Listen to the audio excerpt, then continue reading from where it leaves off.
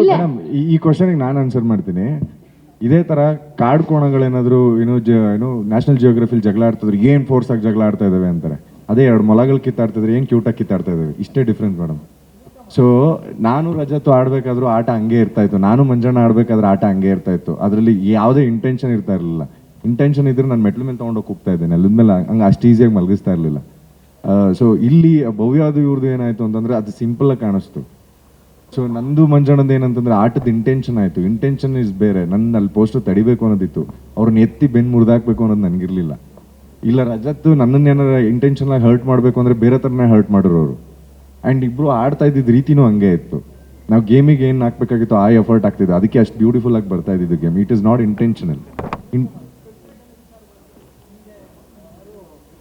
ಗೌತಮಿ ಅಥವಾ ಮೋಕ್ಷಿತಾ ಮಸಾಜ್ ಮಾಡ್ತಾ ಇರ್ತಾರೆ, ಸ್ವಿಮ್ಮಿಂಗ್ ಪೂಲ್ ಪಕ್ಕದಲ್ಲಿ ಐಶ್ವರ್ಯ ನಿಂತ್ಕೊಂಡಿರ್ತಾರೆ. ಆ ಸ್ಕ್ರಿಪ್ಟೆಡ್ ವಿಚಾರ ಗೊತ್ತಾಗುತ್ತೆ ಕ್ಲಿಯರ್ ಆಗಿ. ಐಶ್ವರ್ಯ ಹೀಗೆ ನೋಡ್ತಾ ನೋಡ್ತಾ ನೋಡ್ತಾ ಸ್ವಿಮ್ಮಿಂಗ್ ಪೂಲ್ ಅಲ್ಲಿ ಬೀಳ್ತಾರೆ. ನಿಮ್ಗೆ ಮಸಾಜ್ ಮಾಡುವಂತವ್ರು ನೋಡಿ ಭವ್ಯ ಫುಲ್ ಸಿಟ್ಟಾಗ್ತಾರೆ.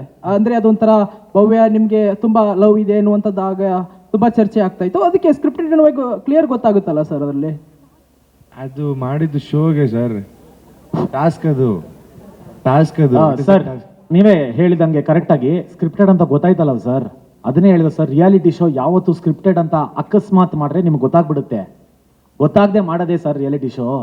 ಇವಾಗ ಹೌದು ಭವ್ಯ ಬೆನ್ನುಸ್ತಾ ಇದ್ಲು, ಬಂದು ಇವನು ಓರ್ ಬಂದು ಸ್ವಿಮ್ಮಿಂಗ್ ಪೂಲ್, ನಿಮಗೆ ಗೊತ್ತಾಯ್ತಲ್ಲ ಸ್ಕ್ರಿಪ್ಟೆಡ್ ಅದು ಅಂತ. ಹೌದು ಅದು ಸ್ಕ್ರಿಪ್ಟೆಡೇ. ನಾವು ಸರ್ರು ನಮಗೆ ಅದೇನು ಕೊಟ್ಟಿದ್ರು ಆ ಟಾಸ್ಕ್ನ ನಾವು ಮಾಡಿದ್ವಿ. ಹೌದು ಅದು ಸ್ಕ್ರಿಪ್ಟೆಡೇ.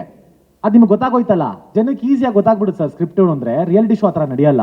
ಹನುಮಂತು ಇಲ್ಲಿ ವಿನ್ನರ್ ಆಗಿರಿ, ಎಲ್ಲಿ ಟ್ರೋಫಿನ ತಂದಿಲ್ಲಲ್ಲ? ಆಯ್ತು, ಎಲ್ಲಿ ಇಟ್ಟಿರಿ? ತೊಡೆ ಮೇಲೆ. ಓಕೆ ಹನುಮಂತು ಅವರೇ, ಈಗ 50 ಲಕ್ಷ ಗೆದ್ದಿದ್ದೀರಾ ಅಂದ್ರೆ ಈಗ ಲಕ್ಷಾಧಿಪತಿ ನೀವು.